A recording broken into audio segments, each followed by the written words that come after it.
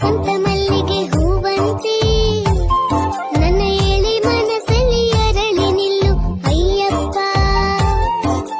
ಪಾಲ್ನೊರೆಯ ಪಂಪಾ ನದಿ ಅಲೆಯಾಗಿ ನಾ ಹಾಡುತ್ತಿರುವೆ ಅರಸುತ್ತಿರುವೆ ಅಯ್ಯಪ್ಪ.